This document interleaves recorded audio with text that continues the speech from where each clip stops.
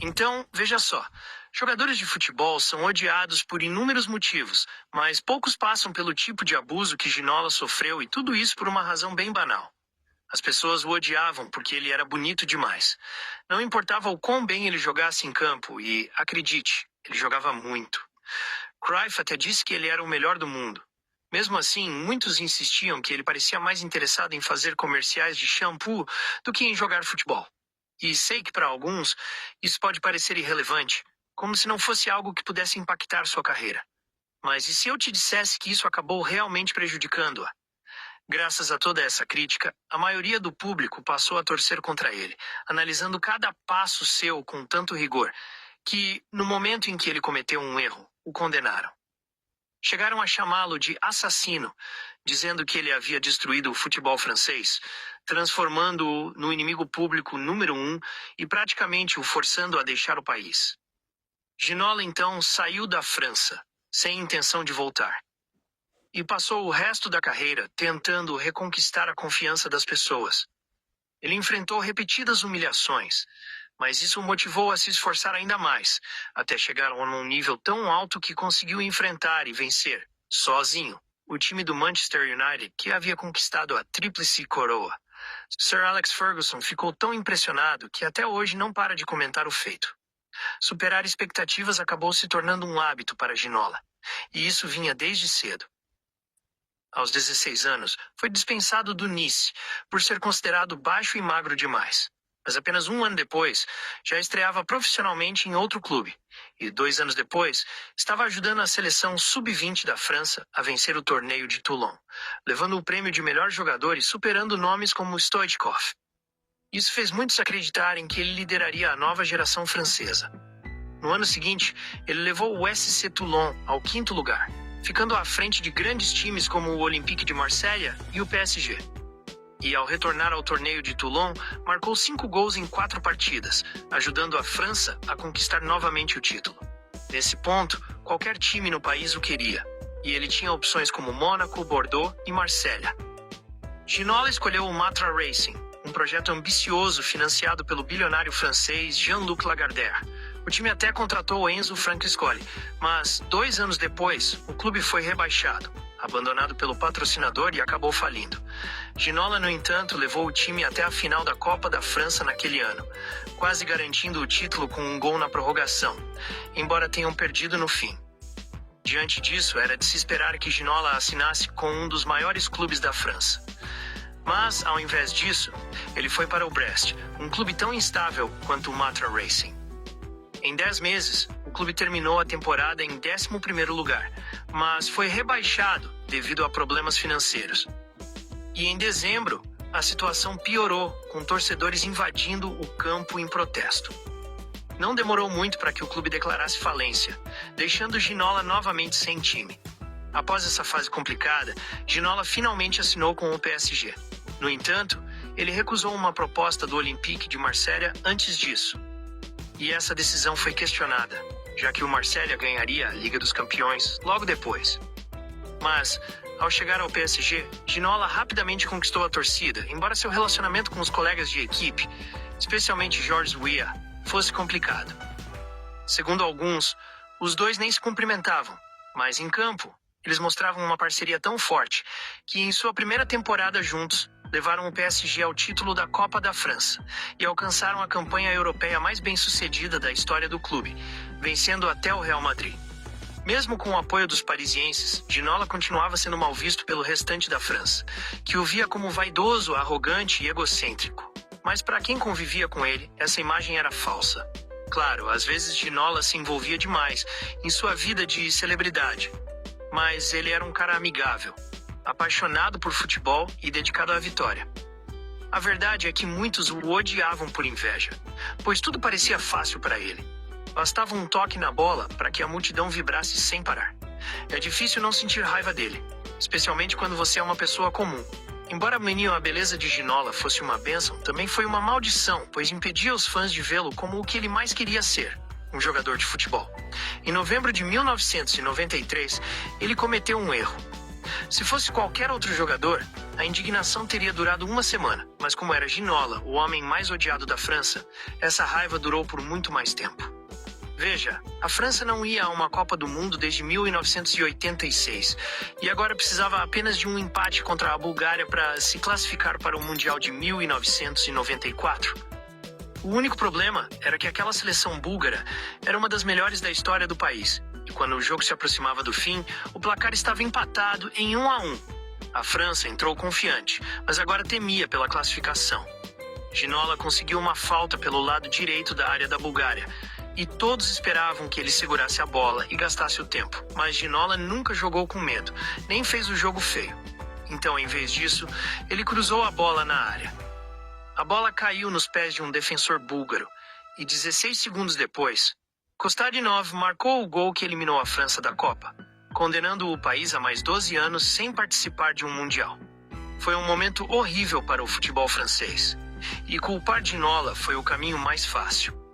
Na verdade, muitos esperavam uma chance como essa para justificar o ódio que sentiam por ele. O técnico da França, Gérard Houllier, foi um deles. Mesmo antes desse jogo, seu relacionamento com Ginola era complicado.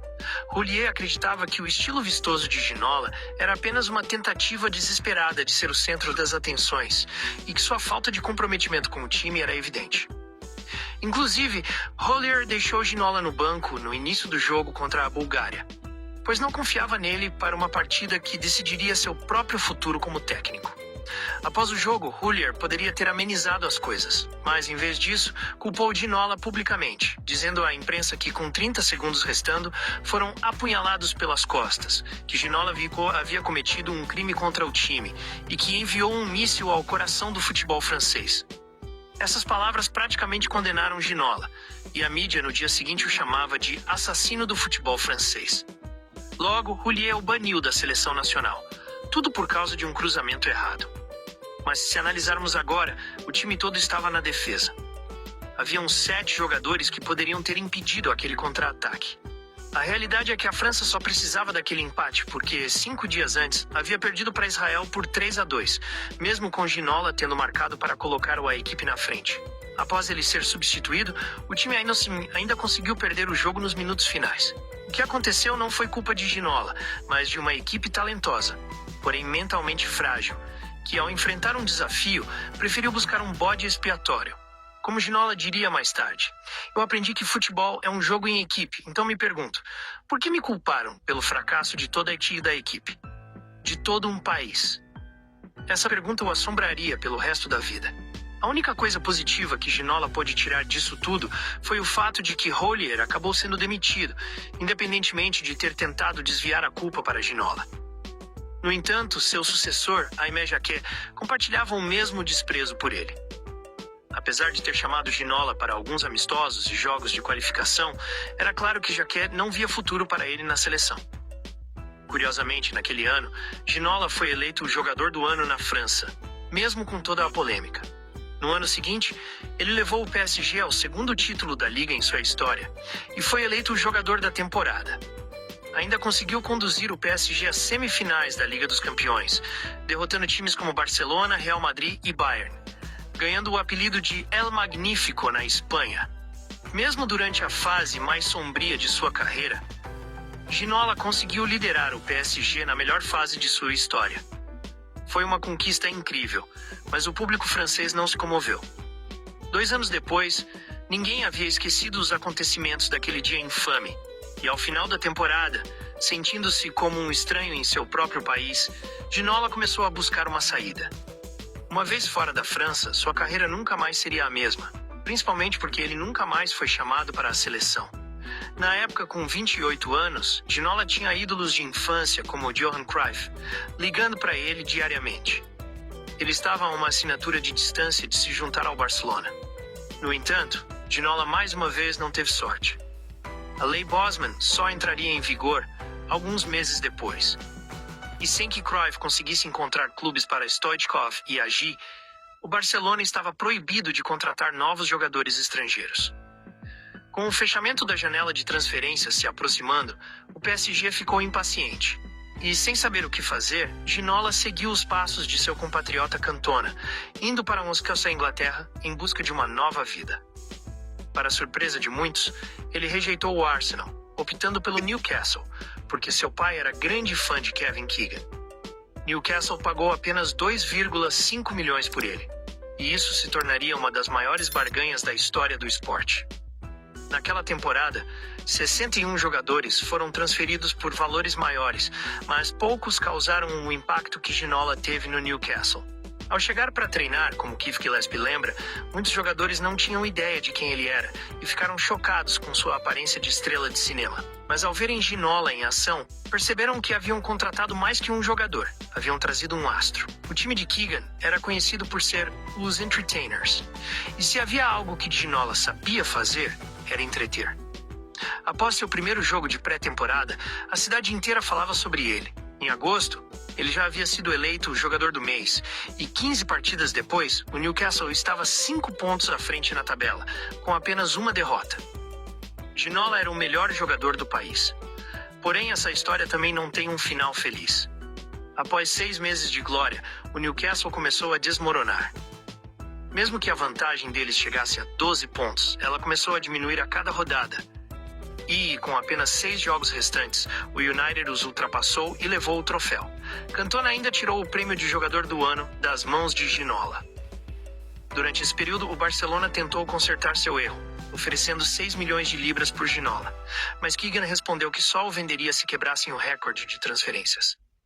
Ginola pediu para ser liberado, mas Keegan afirmou que os fãs ainda estavam bravos por ele ter vendido Andy Cole e que seria morto se vendesse Ginola também.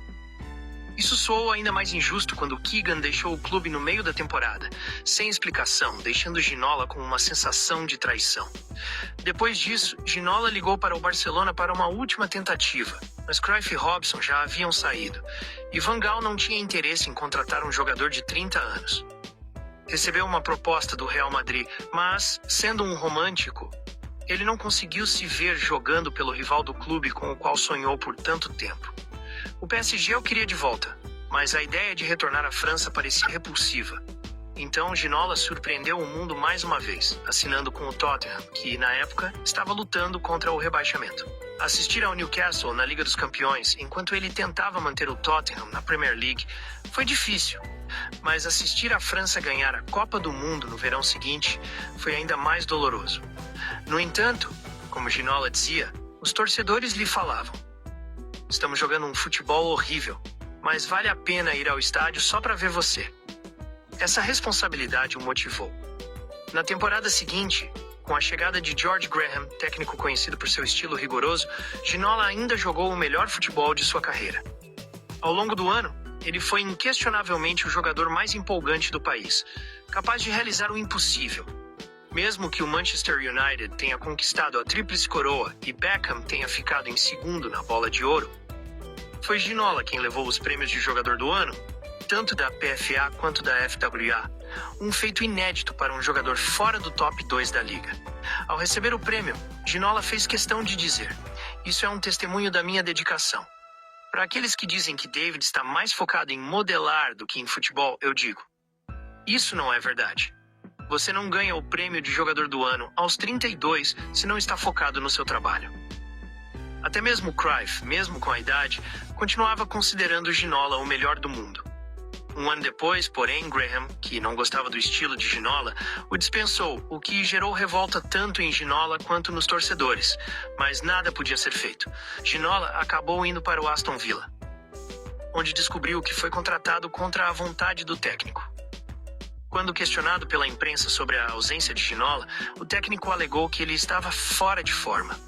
Em resposta, Ginola marcou no jogo seguinte e tirou a camisa, exibindo seu abdômen definido para todos verem.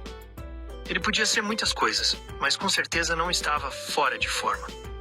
Depois de uma curta passagem pelo Everton, Ginola se aposentou aos 35 anos e nunca perdoou Hollier.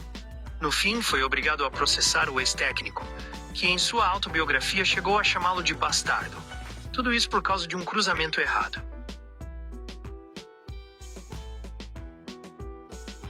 Se inscreva no canal, ative o sininho e não se esqueçam de mandar para todo mundo também que esse ano tem bastante vídeo.